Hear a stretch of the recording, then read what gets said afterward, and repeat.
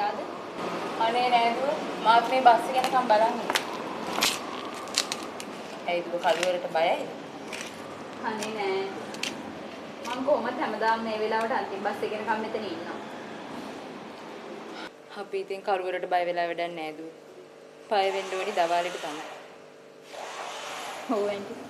අර කතාවටත් කියනවනේ නොපෙනෙන යක්කුන්ට වඩා පේන යක්කුන්ගෙන් තමයි පරිස්සම් වෙන්න ඕනි කියලා. ඇන්ටි ළඟ වතුර ටිකක් තියෙයිද?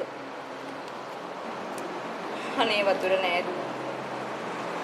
අනේ ඉතින් බඩගින්නටයි පිපාසටයි කියලා දෙකටම තියෙන්නේ මේ වතුර බෝතලේ තමයි.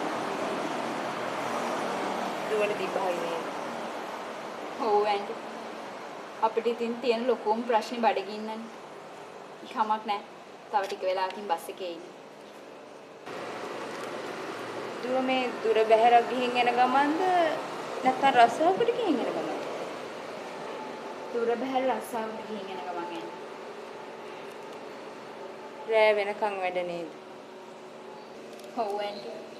මිනිස්සුන්ට ඉතින් අපෙන් වැඩ ගන්න ගියාම රැයක් දවාලක් කියලා නෑ. මාසෙම උරා බොන. මාත් අද ඕටි කරන්න කල්පනා කරලා ආපහු හැරිලා. වැඩ ඇරලා ගෙදර ගියනවා කියන්නේ ආයෙත් වැඩට යනවා වගේ වැඩක් නේද? ඇන්ටි ගෙදර ගිහිල්ලත් වැඩ නේද? වැඩම විතරක් නෙවෙයි දු.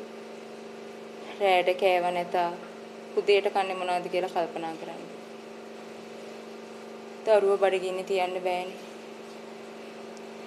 කට කොණ්ණක් බීගෙන රෑ මැදට ඇවිල්ලා වද දෙන මිනිහා උදේට උපාසක. හේ මිනිහට රෑ වෙච්ච දේවල් උදේට මතක නැහැ. අනේ මන්ද.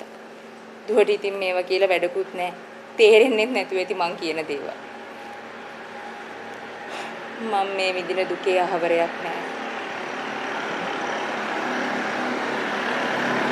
මගේ වයස ඇන්ටික වයසෙන් භාගයක් වුණාට දුක කියන්නේ මගේ ජීවිතේට ආගන්තුක වචනයක් නෙවෙයි ඇන්ටි.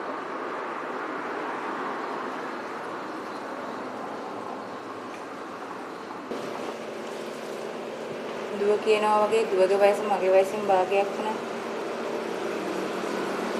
දුව මේ ජීවිතේ විඳින්න ඕනි වයස.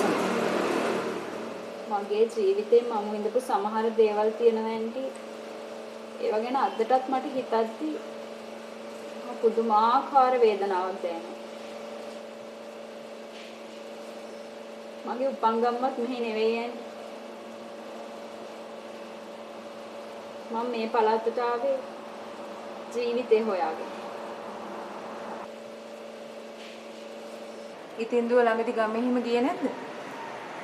නෑ ඇන්ටි. දැන් ගම කියන්නේ මට මතකයක් විතරයි.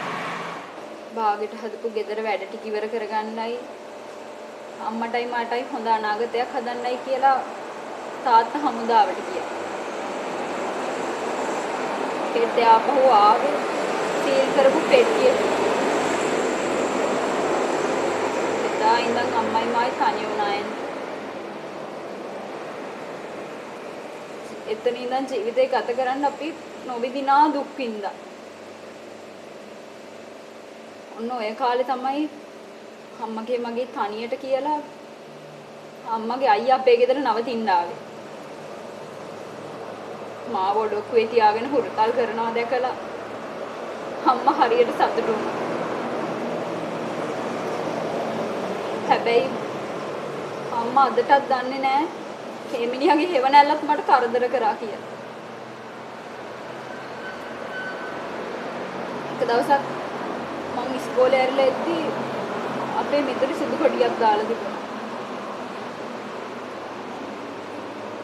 අම්මා නැති වුණාට පස්සේ තමයි මම දැනගත්තේ මිනිස්සු විතරක් නෙවෙයි අපි බොන වතුර ටිකෙත් විස පිරීලා කියලා.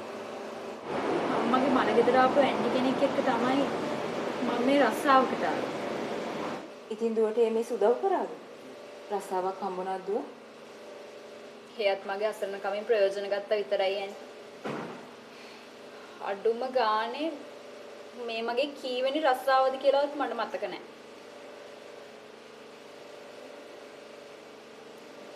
සමහර විට මේ ජොබ් එකේ අන්තිම දවස අද වෙන්නත් පුළුවන්. ડોක්ටර් කිව්වා හෙට උදේම රිපෝට්ස් එක ගන්න පුළුවන් කියලා.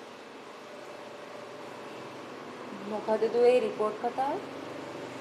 මට තේරෙන්නේ නැහැ.